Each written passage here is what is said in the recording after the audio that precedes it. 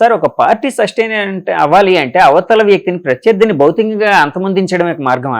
అంటే ఆ స్థాయికి మనం దిగిపోయాం, అంటే మన మెచ్యూరిటీ లెవెల్స్ ఆ స్థాయికి దిగిపోయాయి. ఈ మధ్య నిన్ననే ఒక ఎనలిస్ట్ మాటలు విన్నాను, ఒక వీడియో చూసాను. ఆయన ఒక మాట చెప్పాడు, జగన్ గారు హ్యాపీగా లండన్కి వెళ్ళిపోతున్నారు ఎలక్షన్ తర్వాత. అంటే పోరాడారు సరే, రిజల్ట్ అనేది 4 వరకు వదిలేశారు, ఆయన తన ఫ్యామిలీతో రిక్రియేట్ అవ్వడానికి వెళ్తున్నారు, ఫ్యామిలీ సమయం.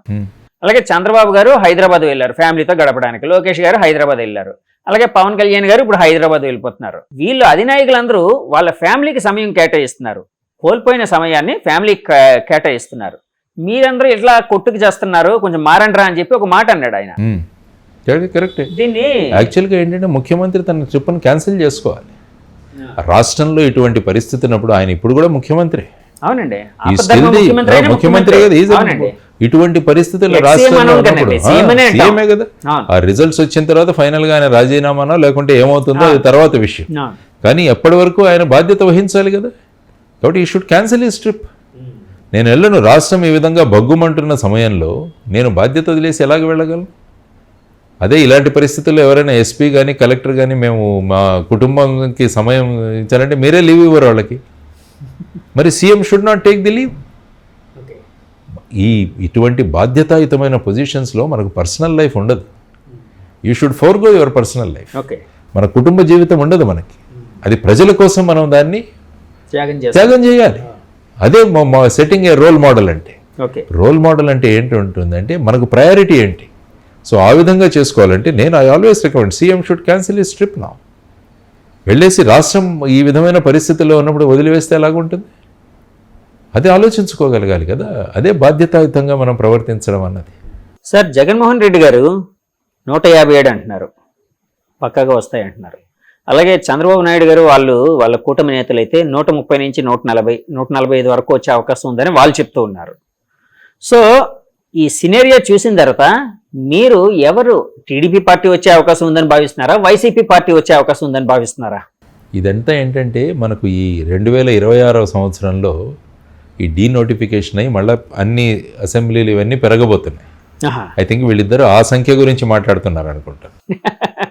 2026 వచ్చే పరిస్థితిని వీళ్ళు ఇప్పుడే అజ్యూమ్ చేసుకుంటారు. మాకు 170, వీళ్ళకి 133 ఎంతో కలిపి ఆ విధంగా అనుకుంటున్నారు అనుకోండి. ఉన్నవి మనం 175. ఇందులోనే మనకు తిరగాలి. ఇందులోనే తిరగాలి మనకు. కాబట్టి ప్రతి ఒక్క నేత కూడా ఆ విధంగా క్లెయిమ్ చేస్తాడు, అంతే. There is no doubt. ఎందుకంటే మా పార్టీ గెలుస్తుందని అంటాం, వాళ్ళ పార్టీ వాళ్ళు గెలుస్తుందంటాం, వాళ్ళ పార్టీ. ఎందుకంటే క్యాడర్ యొక్క ఉత్సాహాన్ని ఆత్మస్థైర్యాన్ని కోల్పోకుండా దాన్ని పెట్టాల్సిన లీడర్ భూమిక.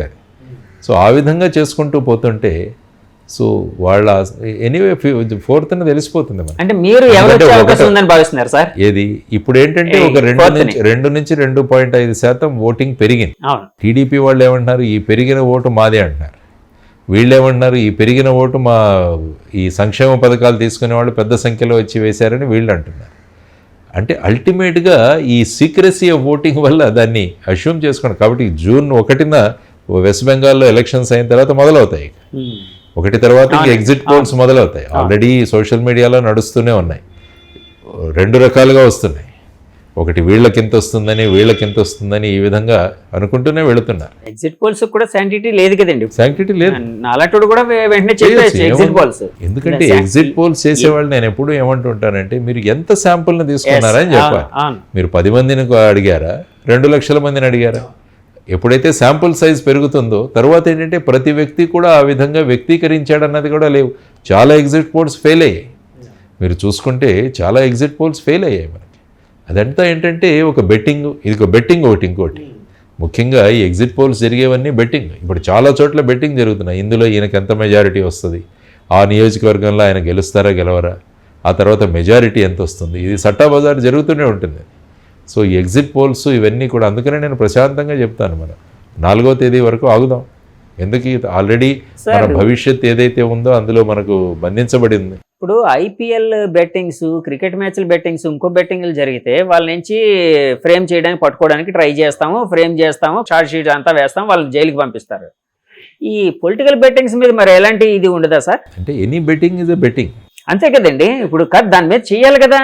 అంటే ఇవన్నీ ఏంటంటే ఎక్కడ డాక్యుమెంట్ రాసుకోరు వీళ్ళంతా. కూడా డాక్యుమెంటేషన్ ఉండదు కదండి ఐపీఎల్ బెట్టింగ్స్ వాటిలోని ఐపీఎల్ బెట్టింగ్స్ ఇవన్నీ ఏమవుతాయంటే ఫోన్ ద్వారా తీసుకుంటుంటాం. అదే మేము ఈ బాల్లో వీడు అవుట్ అవుతాడు, ఈ బాల్ 4 కొడతాడు, లేదంటే ఈ డాట్ బాల్ అవుతుంది, ఇలా రకరకాలుగా వాళ్ళు ఫోన్లతో ఉంటారు. అవన్నీ కూడా రికార్డెడ్ ఉంటాయి. ఓకే, ఇవేంటంటే 2 వ్యక్తులు కూర్చొని అనుకుంటారు. ఇదేం ఓపెన్ గా అందరూ ప్రదర్శన కాదు కదా, ఈ నియోజకవర్గం మొత్తం రాష్ట్రం తెలుస్తుంది సార్. ఇప్పుడు ఓపెన్ గా ప్రజలు మాట్లాడుకునేటట్టు ఉంటుంది. పలానా వాళ్ళు ఇద్దరు బెట్టింగ్ కాసారు, ఇక పలానా అతను ఈ పార్టీ మీద కాసాడు, పలానా అతను ఆ పార్టీ మీద కాసాడు. అంటే దాని డాక్యుమెంటేషన్ ఎక్కడ, దాని రికార్డ్ ఎక్కడ ఉండదు కదా. రికార్డు ఉంటే ప్రతి betting is illegal. Any betting is illegal. Cricket betting కావచ్చు, ఇది కొంతమంది వర్షం ఇక్కడి వరకు పడుతుందో అక్కడి వరకు పడుతుందని కూడా బెట్టు కాసేవాళ్ళు. అంటే బెట్టింగ్కు ఏది కూడా అనర్హం కాదు, దేని మీదైనా బెట్టింగ్ కావచ్చు అన్నది మనం అంతా చూసినాం. శ్రీ గారు చెప్పినట్టు కుక్క పిల్ల సబ్బు పిల్ల కాదేది అనర్హం అంటారు. కాబట్టి బెట్టింగ్ కాదేది అనర్హం అని మనం చెప్పుకోవచ్చు. ఎనీథింగ్ యూ కెన్ బెట్, ఆ విధంగా ఉంటుంది. కానీ ఏంటంటే ఈ విధమైన పరిస్థితులలో భవిష్యత్తు రాష్ట్రం గురించి ఆలోచించాలి మనం అందరం కూడా. రాష్ట్రం భవిష్యత్తు ఏంటి? ఆల్రెడీ 10 సంవత్సరాలు మనం పోగొట్టుకున్నాం. విభజన జరిగిన తర్వాత రాష్ట్రం చాలా లాస్లో ఉంది మన రాష్ట్రం. ఎందుకంటే మన రాష్ట్రాన్ని చూసుకుంటే రావాల్సినవి ఏవీ రాలేదు. ఈ రాష్ట్రాన్ని గురించి మేము పట్టించుకున్నామన్న వాళ్ళు కూడా లేదు. ఎప్పుడు చూసినా పొలిటికింగ్ ఇందులో, ఎప్పుడు చూసినా రాజకీయమే ప్రతి దాంట్లో కూడా. మరి నేను మళ్ళా రిపిటేషన్ కావచ్చు కానీ ప్రత్యేక హోదా ఏమైంది? విభజన హామీలు ఏమయ్యాయి? హైదరాబాద్ ఇంకా జూన్ వరకు మన క్యాపిటలే. మరి దాని గురించి ఏం చేస్తున్నాం సార్? ఇప్పుడు ఫర్ ఎగ్జాంపుల్ ఏదో ఒక పార్టీ వచ్చింది అనుకోండి, వాళ్ళు ప్రత్యేక హోదా మీద ఫోకస్ చేసే అవకాశం ఉందని మీరు భావిస్తున్నారా? ఫోకస్ మేము చేయించబడుతుంది కాదు, మీరు వాళ్ళు చేసే అవకాశం ఉందని మీరు భావిస్తున్నారా? చేయరు. ఎందుకంటే పైన సెంట్రల్ గవర్నమెంట్ ఫర్ ఎగ్జాంపుల్ వాళ్ళు ఏమంటే వీళ్ళు జీ హుజూర్ అంటారు కదా. ఎందుకంటే ఆయనకు విరుద్ధంగా మాట్లాడే వాళ్ళు ఎవరైనా ఉంటారో, ఫర్ ఎగ్జాంపుల్ బీజేపీ అక్కడ వస్తే, ఆ తర్వాత కాంగ్రెస్ ఏం చెప్పింది, మేము వస్తే మటుకు ప్రత్యేక హోదా ఇస్తామని అన్నారు. కాబట్టి ఇవ్వాలి ప్రత్యేక హోదా. కానీ ఇక్కడ ఇంకొక మాట కూడా ఉందండి. ఇప్పుడు అంటే రాదు అని తెలిసిన తర్వాత ఒక మైలేజ్ కోసం కొన్నిసార్లు రకరకాల మాటలు చెప్తూ ఉంటారు. అంటే ఎగ్జాగరేట్ చేసి మేము అది చేస్తాం ఇది చేస్తామని చెప్తూ ఉంటారు. రాదు వచ్చినప్పుడు విషయం కదా, సో వచ్చినప్పుడు చూసుకుందాలే, మనం ఎలాగా రాం కదా, కాబట్టి మనం ఏం చెప్పినా చెల్తుంది అన్నట్టు కూడా కొంతమంది పార్టీలు కానీ కొంతమంది అభ్యర్థులు కానీ చేస్తూ ఉంటారని కూడా వినిపిస్తూ ఉంటుందండి. మీరు అధికారంలో రాకపోయినంత మాత్రాన మీరు చేయకూడదని ఎక్కడా నియమం లేదు కదా. మీరు ఒక ప్రెషర్ గ్రూప్ను తయారు చేయవచ్చు. మా ప్రత్యేక హోదా సాధన సమితి మళ్ళీ మేము మొదలు పెట్టాం ఈ విషయాన్ని. మా ప్రయత్నం జరుగుతూనే ఉంటుంది, ఏ పార్టీ వచ్చినా కూడా, irrespective of the party. Srinivas గారు, నేను కూడా ఉన్నాను. వారి అధ్యక్షత నేను సెక్రటరీగా ఉన్నాను. దాంట్లో మేము మా పోరాటం స్టార్ట్ చేసాం, జరుగుతున్నాయి. ఈ విధానాలు జరుగుతూనే ఉన్నాయి. రాష్ట్రానికి ప్రత్యేక హోదా ఎందుకు తీసుకురారని వీళ్ళందరినీ అడుగుదాం.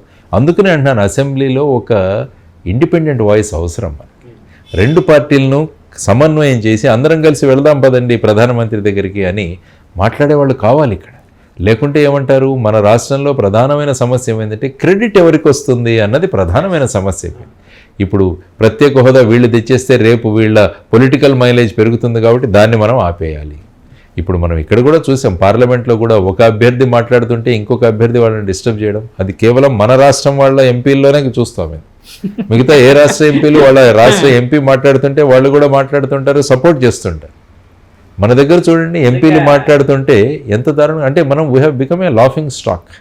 మనం అందరూ కూడా నవ్వుకోబడ్డే వాళ్ళలాగా మన రాష్ట్రాన్ని ఆ విధంగా తీర్చిదిద్దాం. సార్ ఈ విషయంలో తమిళనాడు వాళ్ళని మనందరం ఆదర్శంగా తమిళనాడు, మహారాష్ట్ర, కొన్ని రాష్ట్రాల వాళ్ళని, ఎందుకంటే పార్టీలకు అతీతంగా వాళ్ళ ప్రయోజనాల కోసం ఒక్కటిగా పోరాడతారు. ఏదైనా వస్తుంది ప్రాజెక్ట్ అంటే అందరూ కలిసిపోతారు, వెళ్ళి అందరూ కలిసి ముఖ్యమంత్రి ప్రధానమంత్రి దగ్గర కన్సర్న్ మినిస్టర్ దగ్గర కూర్చొని మా రాష్ట్రానికి ప్రాజెక్ట్ తీసుకురావండి అన్న కమిట్మెంట్ ఉండేది. ఇక్కడేంటి, రాకపోయినా పర్లేదు, వాళ్ళ రిజీమ్లో ఇది రాకూడదు, వాళ్ళ ప్రభుత్వంలో ఉన్నప్పుడు ఇది రాకూడదు అన్న ప్రయత్నాలు జరుగుతుంటే, ఇక్కడ ఏదైనా జరుగుతుంటే లెటర్లు రాసిన వాళ్ళు కూడా చాలామంది ఉన్నారు.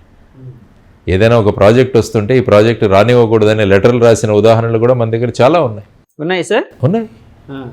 ఈ ప్రాజెక్ట్ రాకూడదు, ఈ విధంగా అవ్వకూడదు అన్నవి వీళ్ళే ఒక కల్పన చేస్తూ చాలా విషయాలు జరిగాయి మన దగ్గర. దానివల్ల ఏమవుతుందంటే చూడండి, రేపు వచ్చే 5 సంవత్సరాలు కూడా చాలా ముఖ్యమైన పీరియడ్ ఆంధ్రప్రదేశ్కి, ఈ వచ్చే 5 సంవత్సరాలు. కాబట్టి నా ఉద్దేశం ఏంటంటే ఎలక్షన్ రిజల్ట్స్ ఏవైనా రానివ్వండి, అందరం కలిసికట్టుగా పోరాడదాం రాష్ట్రం కోసం.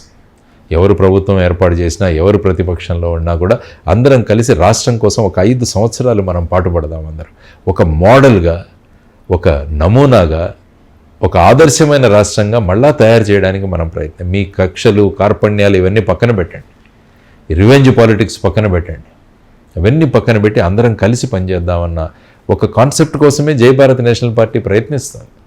ఒక అనుసంధానకర్తగా ఉండాలి అని చెప్పేసి మేమంతా కోరుకుంటున్నాం. అందరం కలిసి పోరాడతాం. సార్, ఇప్పుడు అందరూ కలిసి పోరాడాలి అని మీ ఆశయం ఏదైతే ఉందో చాలా గొప్పది, బాగుంది. కానీ ఈ ఆశయాన్ని రాజకీయ పార్టీల్లో రావాలి కదండి. ఇప్పుడు పోరాడాలి అంటే రాజకీయ నాయకులందరూ కలవగలగాలి. ఫస్ట్ ఆఫ్ ఆల్ పార్టీలు కలవగలగాలి, ఒకే తాటి మీదకి రాగలగాలి, ఒకే డయాస్ని పంచుకునే వేదిక, పంచుకునే విషయం ఉండాలి.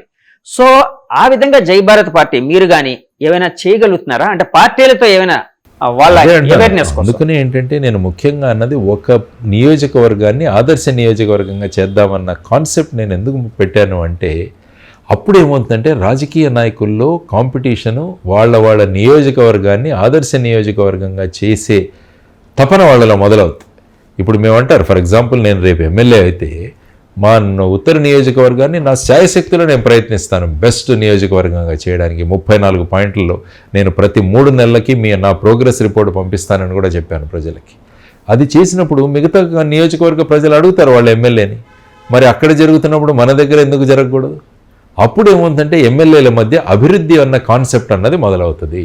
కాబట్టి మా ప్రతి నియోజకవర్గాన్ని ఎమ్మెల్యే ఉత్తమ నియోజకవర్గంగా మోడల్ కాన్స్టిట్యుయెన్సీగా తయారు చేయాలని ఓటర్లు కోరుకోవడం మొదలు పెడతారు.